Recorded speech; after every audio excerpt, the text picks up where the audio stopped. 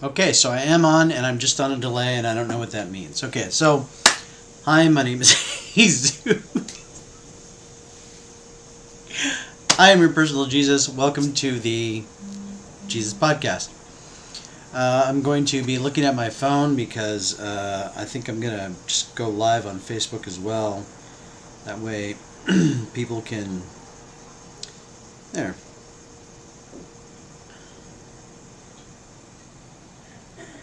So I'm just gonna lean my phone right here.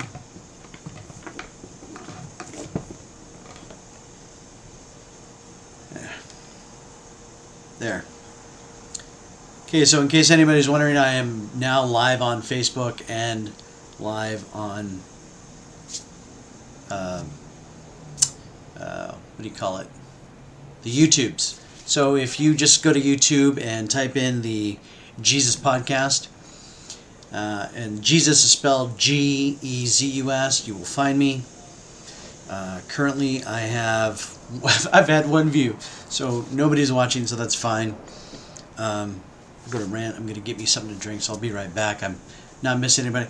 Whoever just popped on, go to the YouTube. I'm on the YouTubes right now. I only have this here in case you have questions. You can type in live. There's a bit of a delay, so you just have to type in Jesus Gezus podcast, and yeah, that's about it. So, I'm gonna get a drink.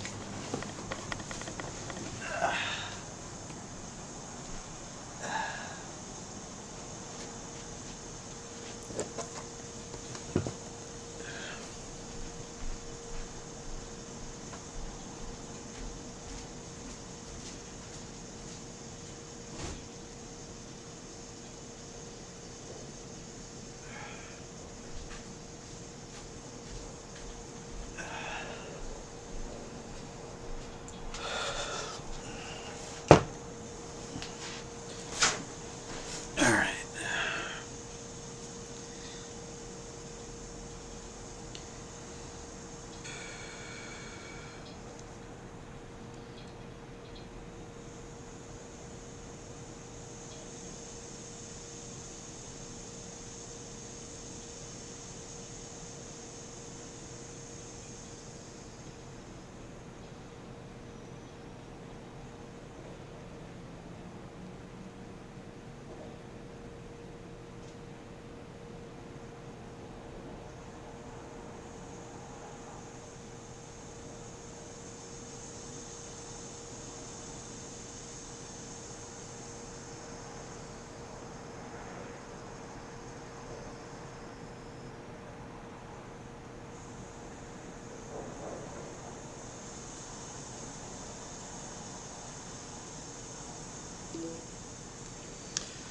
Okay, and I'm back. So I've got my drink.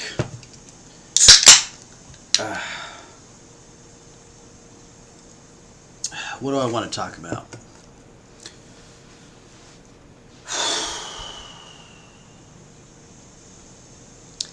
There's a lot.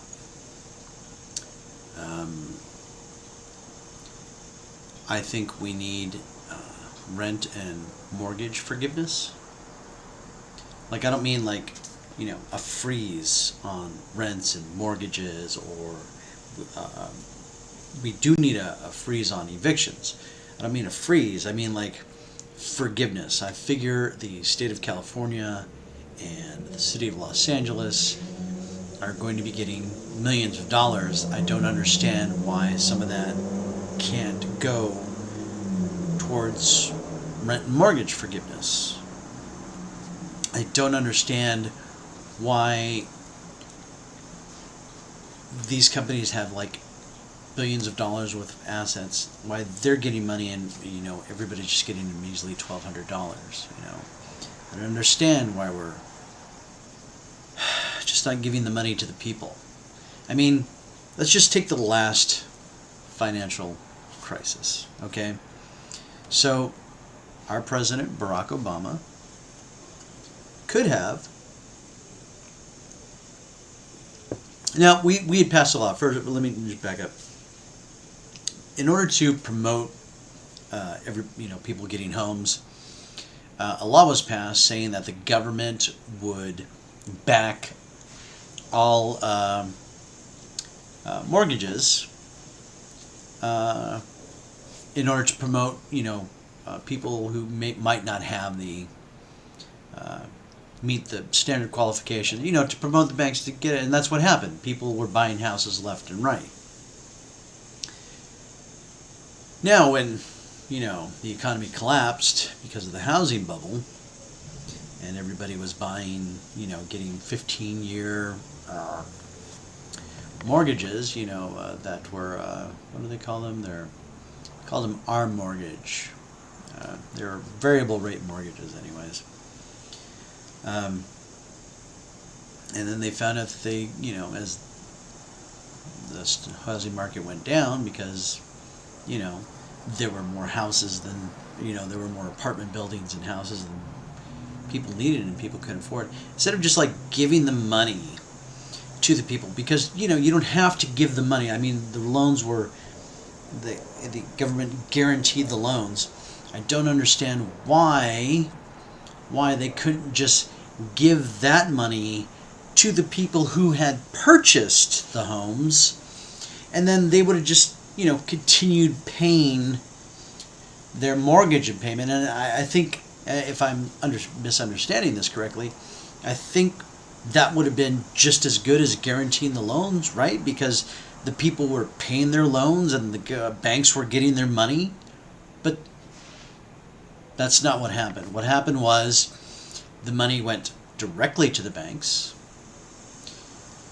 Millions of people got kicked out of their homes. And later on, the banks bought back all those homes and whatever properties there were, at dirt cheap prices.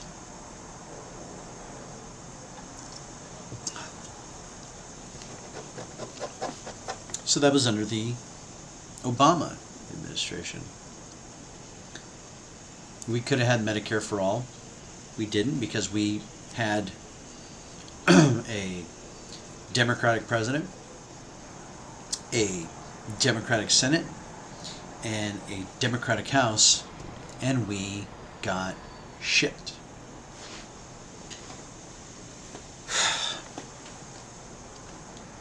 My point is,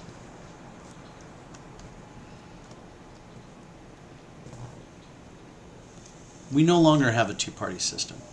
We have a one-party system. And it doesn't matter who's in charge, whether it be Democrat or Republican. They're not going to come to you with, any saving grace. They're just going to blame the other. I mean, the Democrats have completely failed us. We're all stuck here at home. Hardly anybody's working. They gave us $1,200. But they're bailing out banks again. They're bailing out airlines. And there's no need to bail these companies out. These companies have gone bankrupt multiple times. I'm sure they can bankrupt themselves and restructure like they should. I mean, obviously, if you can't afford to support yourself in a crisis, right? I mean, that's what we're talking about, right? Yeah, sure. We're going to get, a couple weeks of unemployment. That's great. I talked to somebody today. That first unemployment check went to their bills.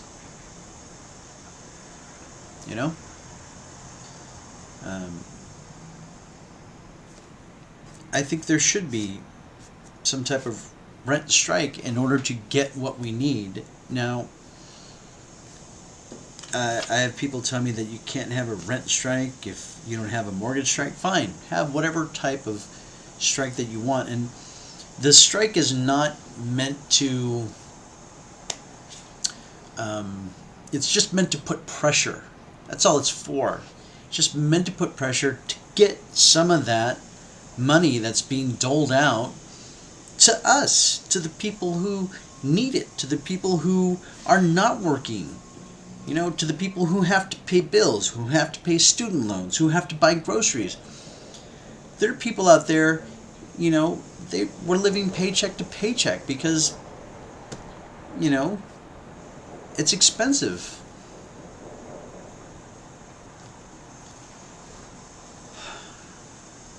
And I know they say save for a rainy day, but yeah, you should save for a rainy day.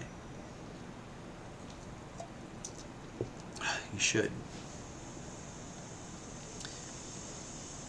But if they're going to hold us to saving for a rainy day, shouldn't these corporations have saved for a rainy day? We're in the middle of a pandemic. Okay, I'm ranting. I feel like Joe Biden right now.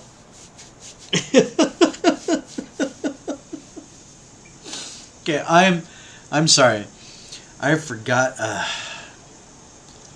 Let me put this all together. I gotta write it down. Hold on. Okay, because of 420, I got a little bit too high. But I was only celebrating with myself, so what does it matter? I'm just gonna let everybody know I'm live on the YouTubes right now. Let's see here.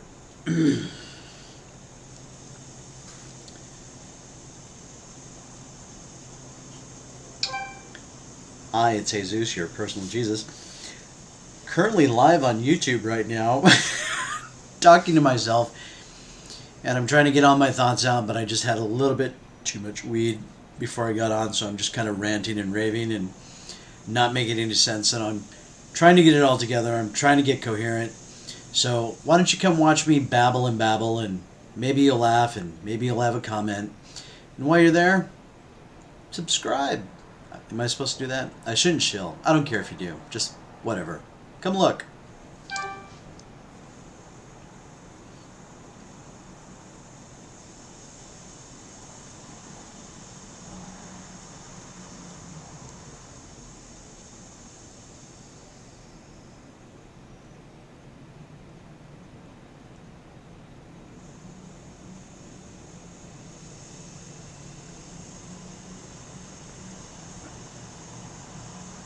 No.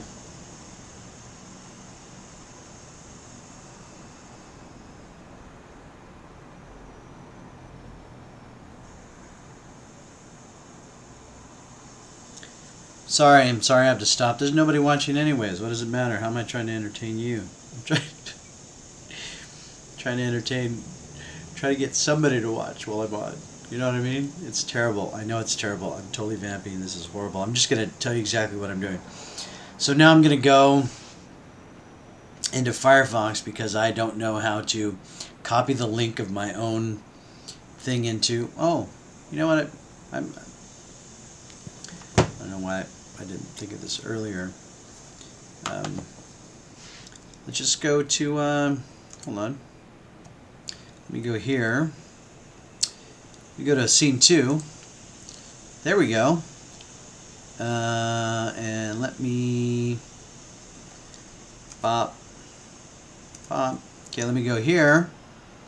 We're selling, so you guys can see what I'm doing. Now I can go into Facebook,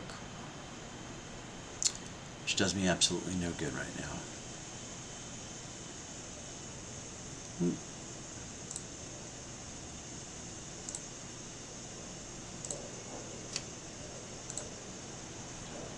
Okay, I'm in. And then let me go to give myself another one, and then I'll go to YouTube. See, I'm doing this right, I think. Nope, here I am. There's one person watching. Yay! I don't know who's watching, but you're watching me go through all this. This is the first time I've kind of like all got it going together. And I'm really surprised and happy with myself. It's probably Panther. Panther, if that's you, thanks for coming on. I think I have a chat window. Let me go check and see if I have a chat window. I have a chat window, so if you want to say something in the chat window, you totally can. I'm going to type something. Oh, that's for you. There you go. Oop, no.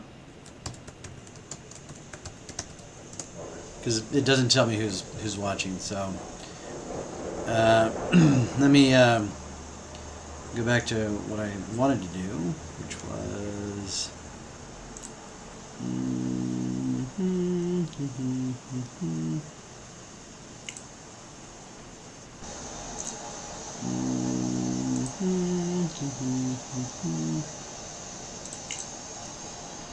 This is really weird.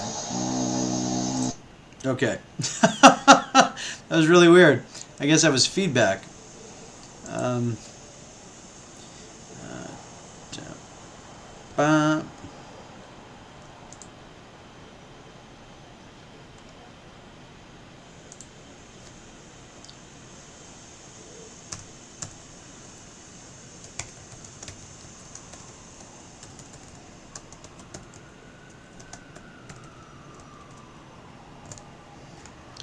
and post. There. Alright, so I'm done with the posting. I'm done with whatever. I'm going to get back to what I'm doing, and hopefully I will have vamped enough to make myself look coherent. And back to me. It's all working out, right? Okay. Good. I can see myself live here. That way, there's a bit of delay with the YouTube, so I don't like watching on there. So maybe that's a good thing.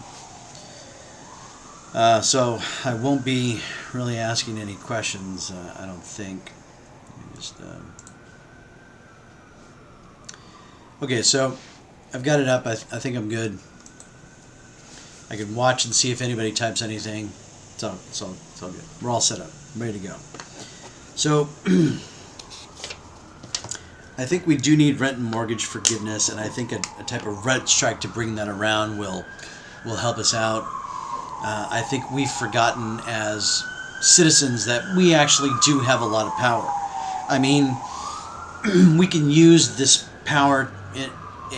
We use this power probably negligibly at best. You know, if you don't protest with like a message, a simple message, as every marketing campaign has, you know, and this has to be a grassroots effort because there's nobody. We just saw our leaders, you know, prove that they are definitely not coming to help us. $1,200. Let me fully explain. I'm fine. I have she who shall not be named who is currently working, and we're fine. I don't have to worry about rent. I don't have to worry about a lot of things. I'm very, very lucky. But I'm not advocating for myself.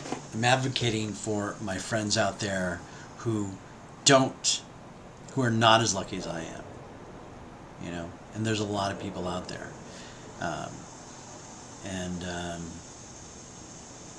You know, let's face it.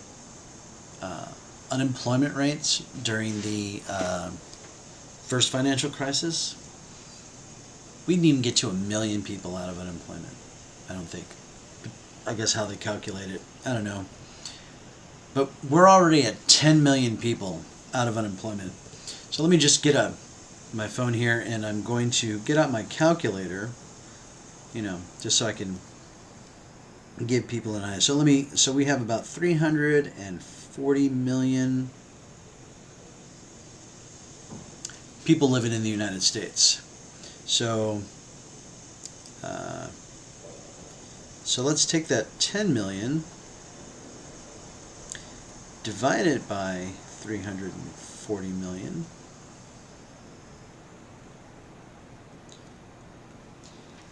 And that is 2%, about 3% of the population is currently out of work. 3% just filed for unemployment. That number is only going to go up. That's in 2 weeks. 2 weeks. So it's only going to get worse because, from what I understand, I'm not being unquarantined until June. Maybe. Maybe. And that's terrible. Really, really is. Because there, though I am lucky with the rent, there are bills that I have to pay. There are things that and of course, during this time I have somebody to lean on, but I've been working very hard to stop having to do that. And just when I feel like things were starting to click in for me, as far as like losing weight and looking for opportunities wherever I can, which I never did before, I feel like, going backwards, being in here, in quarantine. I probably should be doing more exercise. I should be doing this more often to try and help people understand, this is going to be really, really bad, and the trillions of dollars that they're throwing at it is not going to be enough. How do I know what they've done already is not going to be enough? Because they're already talking about a fourth relief package. A fourth relief package. I don't know who is going to get this fourth relief package. I really hope that it's going to be people who really need it. And,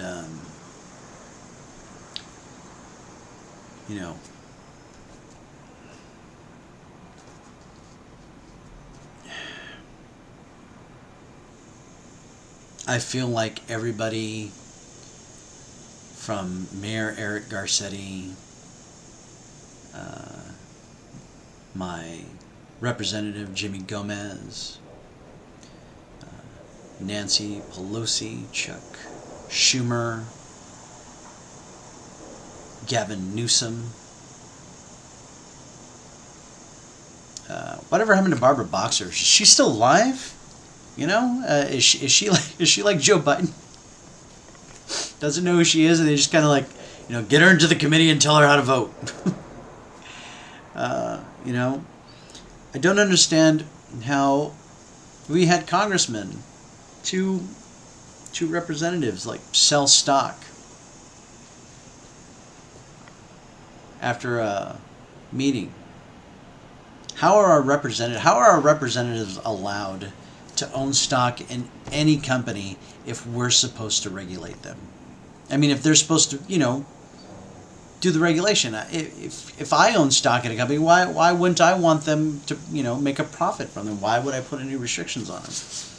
I think there need to be some laws. It needs to be changed. Why should companies be allowed to buy their own stock?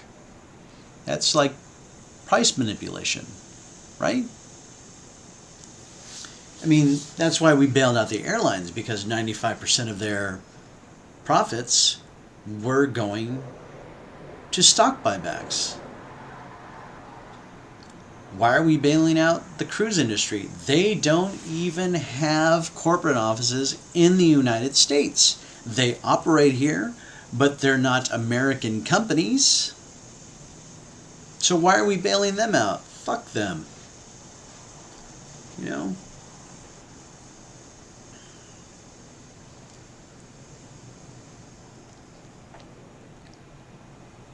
I mean, the Democratic Party I think is starting to realize that, fuck, man, we can't parade Joe Biden out in front of anybody. I mean, I feel bad. I mean, you could see every time he goes on the air that he realizes that this is not going well for him. And instead of everybody saying, hey, man, we got to rally to Bernie, Bill Maher tweets out Andrew Cuomo, or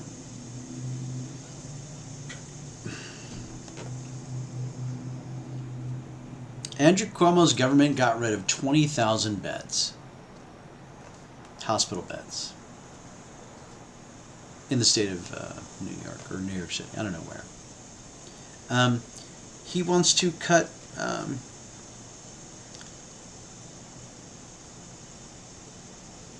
Medicaid? By $2 billion. In the middle of a pandemic. And he doesn't want to accept the $7 billion the government is going to give his state. Why? What's the purpose? Why would we want this guy as our president? The problem with the Democrats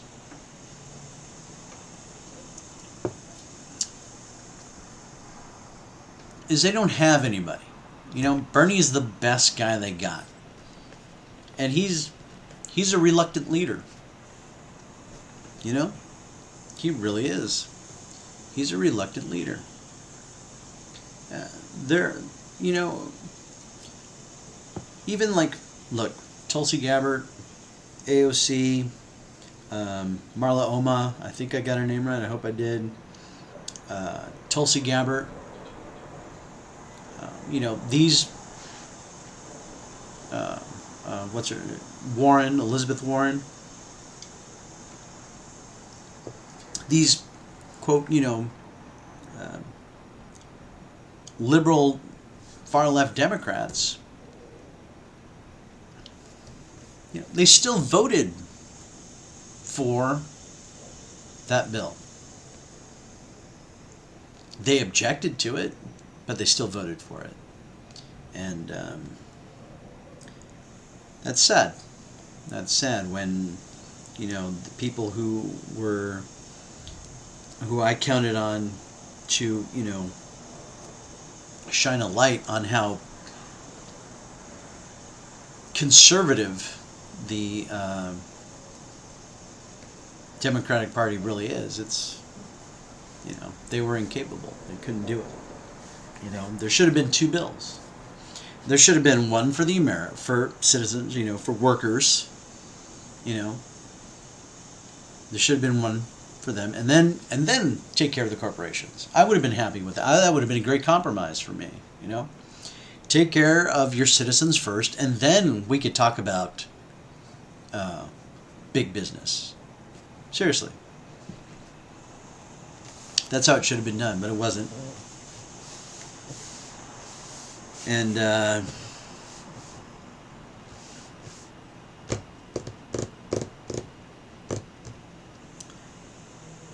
Thursday when the numbers come out, you know, it's going to be more than 3% unemployment. If you figure the first week, 3 million, second week, 6 million,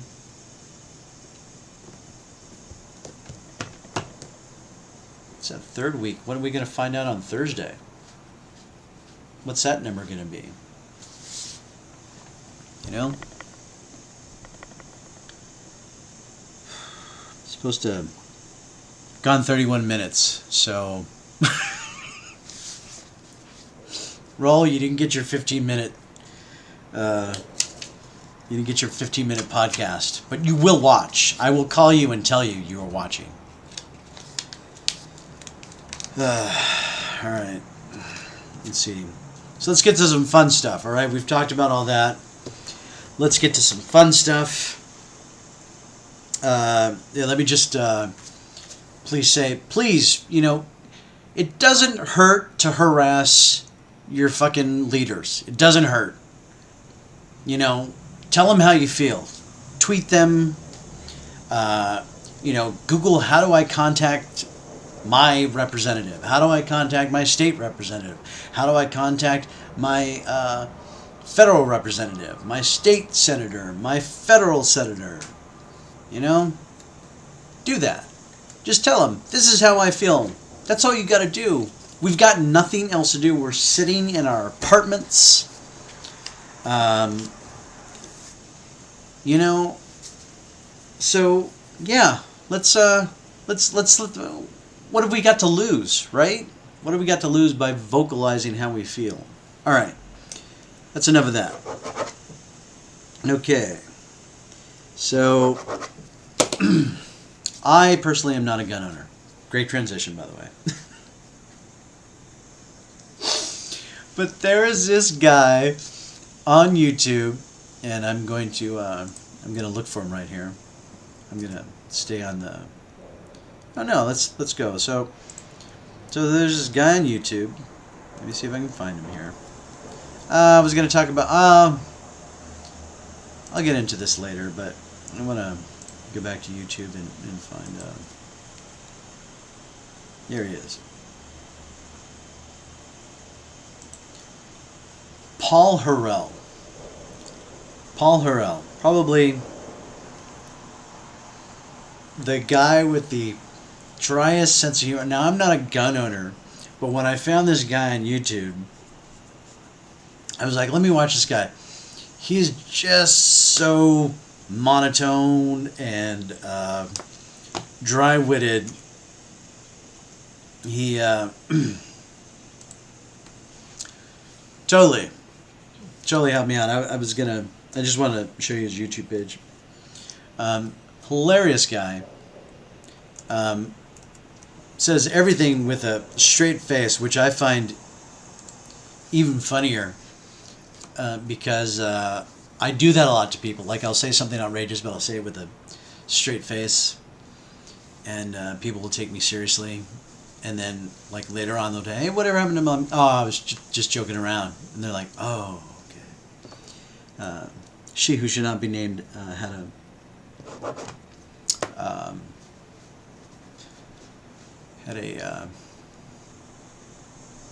a problem with that.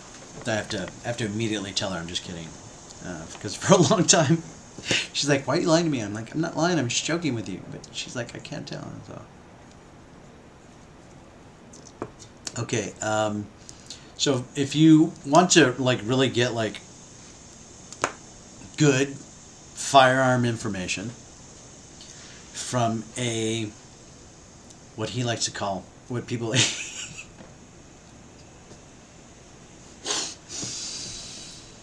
he says, people say I'm somewhat of an expert, you know. Anyway, so he's somewhat of an expert, who is funny and is fair and gives information. And the one on his, I think everybody who is afraid of, who has issues with mass public shooting, everyone should really watch his video on mass public shootings. It's very eye-opening and interesting, and some things that I didn't know that I learned about, and I think other people should as well. You know, because he realizes that there's a problem, and but he realizes. I mean, I think he and I are both under the same consensus that it's not the guns themselves that are the issue. It has to do with something else. And I used to have a different opinion on that. I thought all guns should be banned. But as my eyes have opened towards how, you know, how our government surveils us and easily erodes away our our civil rights, though I do not have one of my own, I know people who do, and I know which house I need to run to if the shit goes down.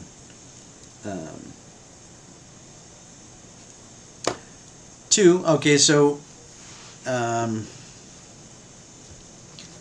try and, like, tell people things about perspective, you know, because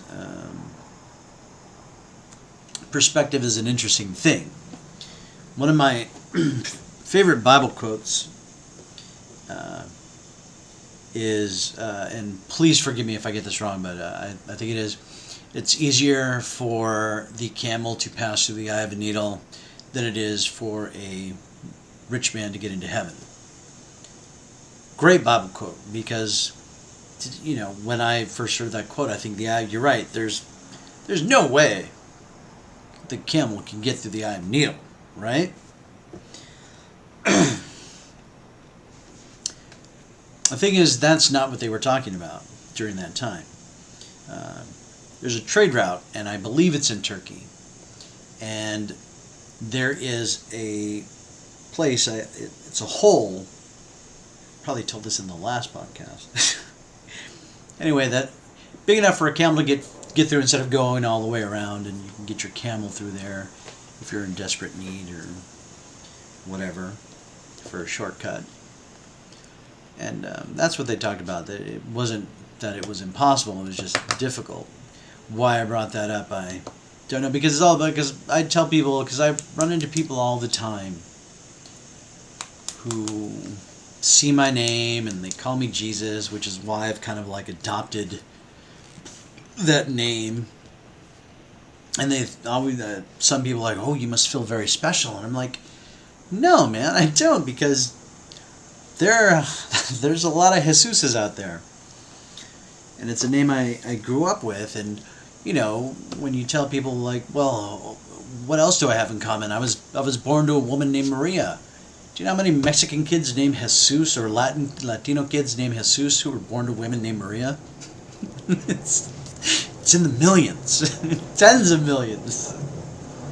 You know, and then I was born in the city of angels. That's 3 things right there that my birth has in common with Jesus. So yeah, it's all about perspective. But when you look at it, the fact that I'm sure the year that I was born, there were probably, you know, hundreds in the city of Los Angeles, if not thousands of kids who were named Jesus that day. At least hundreds. You know, so it's really all about perspective. Yeah, 3 things in common, but me, and by this time, tens of thousands of other people with the name Jesus. I've been, during the last crash, I was in the middle of a drug-addicted depression. Wasn't depression. We found out I was bipolar, but anyway, I was in one of those dips. So I was not able to profit from the previous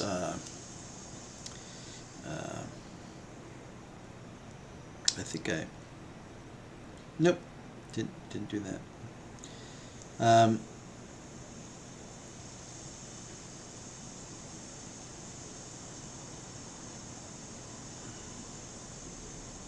Sorry about that. I got distracted. Anyway, where am I at? 41. So this is going to end at an hour because my brother's not going to watch anyway, so it doesn't really matter. Oop! There went my data. Something happened.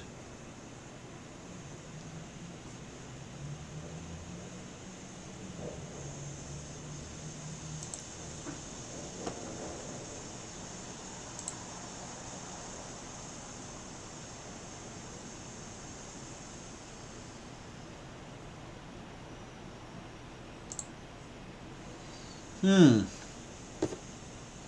don't know what happened, but seemed to have gone down. Anyway, or I have some type of... I don't know, let me see if I can adjust this. Adjusting the settings. Adjusting the output.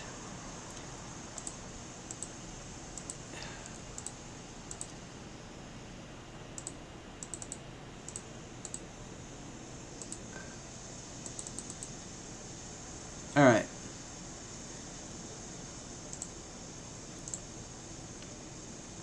Let's see if that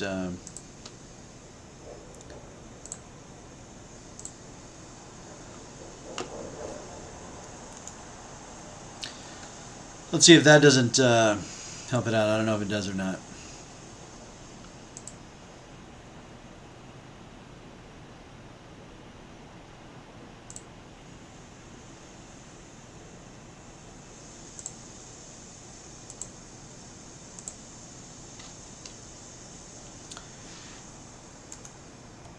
I'm not going to listen to the warnings. I don't know what's going on. I'll have to figure that out later. I'd rather talk to and listen to myself speak. So anyway, so I didn't get a chance to take advantage of it, but I did see a few years ago that, or when once President Trump was elected, and I saw the stock market jump, I realized we're heading into another bubble, and this thing is moving fast. Well, no, that's not true. I realized we were heading into the bubble probably like about 4 years ago, when I just saw the stock market go, go, go, go, go, go, go, go, go, and then when Trump got elected, it just went boom. Because if you look at the thing, so I knew another bubble was coming after that. But I didn't know what to do, so I started following this guy called Gregory Mannarino, and Gregory Mannarino has saved my has like opened my eyes up to like what's actually going on. And this is what a great guy he is. His book is free. His website is free. You can see all the information he gets. He tells you exactly what he's doing and why. And he doesn't charge you for anything. He really doesn't. I don't even think he charges you for the newsletter. I don't really know. I don't pay. I'm just gonna say for me personally, I don't go to his website. I watch everything he does on YouTube. So I'm not like totally deep in. I haven't read his book or anything. I'm just saying like a lot of the stuff that he offers to you is free at no charge. I think he might have a Patreon account, which he does have stuff like that. So there's that. But I follow him. I follow Peter Schiff. I follow Max Kaiser, and I follow those guys because they all have different types of philosophy, but they all were basically saying the same thing, that there's a stock crash coming, and I would watch the MSNBC, or I used to watch Kramer religiously until the last crash, when it was obvious, when he was telling people to buy, and there was like, what are you talking about, bro? So, and then I realized like all these financial things that I did follow were just flat out lying. So I had to go to alternative media to find out what I knew. So those three guys, you should probably follow them.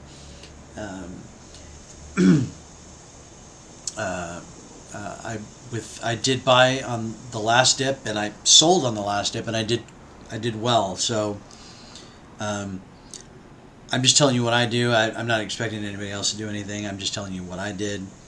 You could do whatever you want, but after that, I pulled everything that I had out, and now I'm just kind of like waiting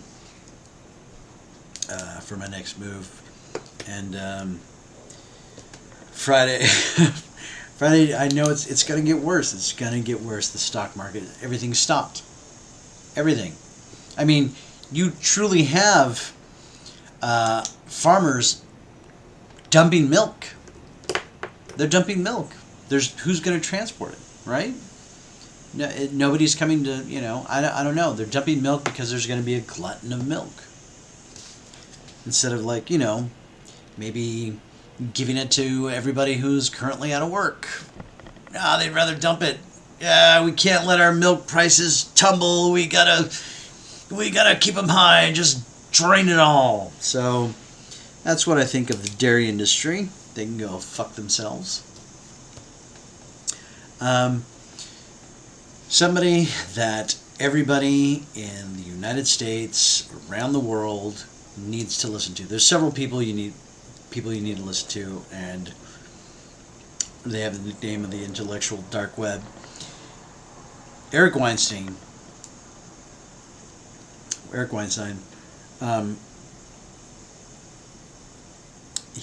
Every time I watch one of his podcasts, I feel like I actually feel like I'm being intellectually nourished.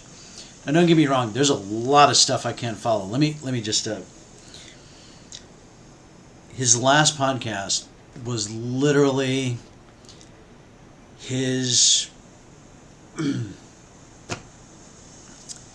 attempt at unifying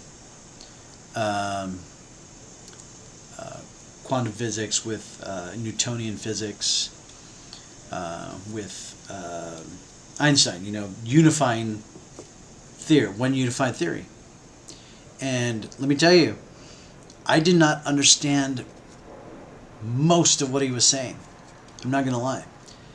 But because I enjoy learning about quantum physics and theory of relativity and Newtonian physics.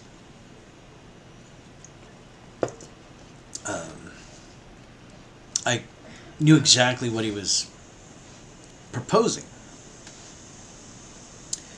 and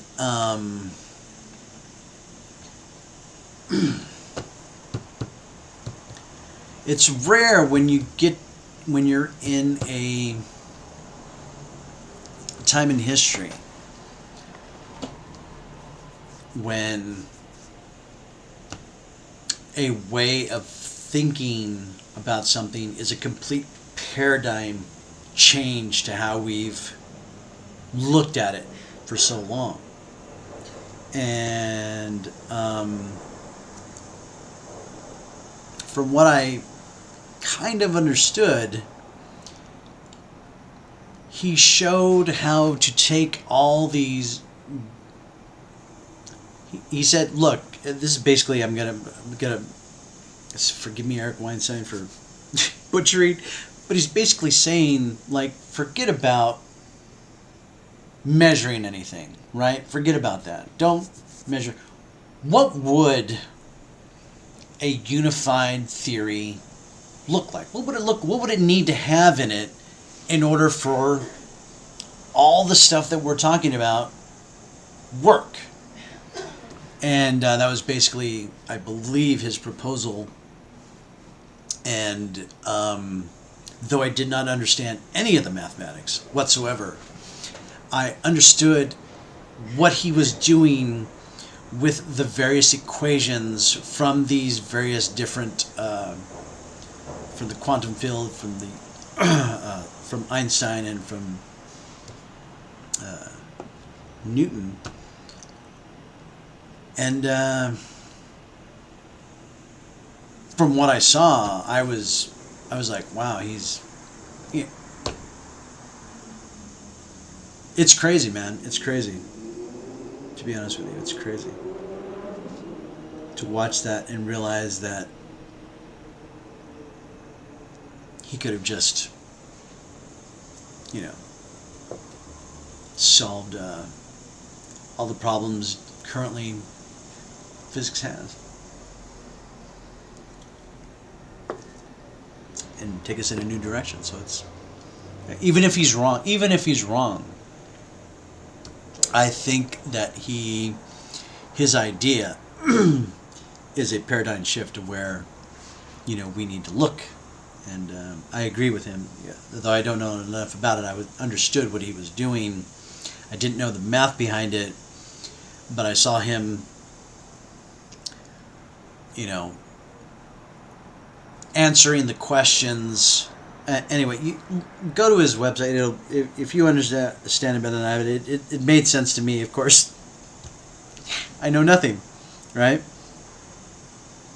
So, in the coming weeks, I am going to have some guests on my podcast. Hopefully, I'll be able to get them on. I don't see why not.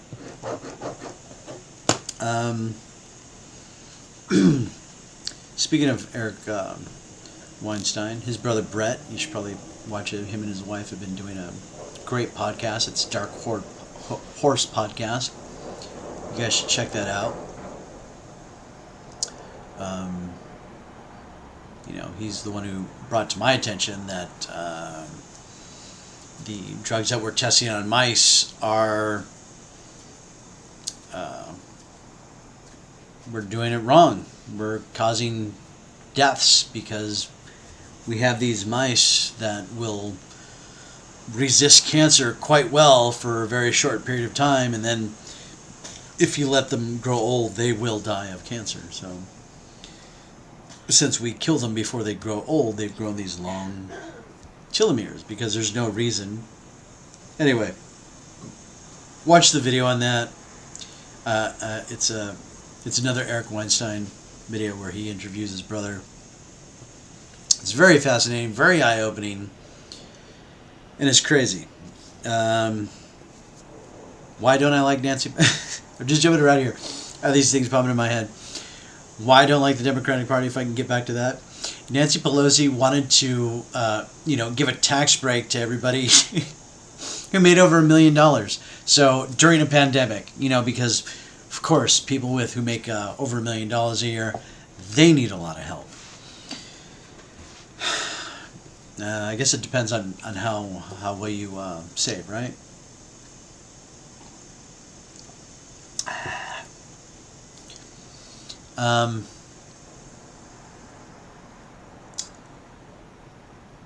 Elon Musk is showing us where we need to go, not only with vehicles.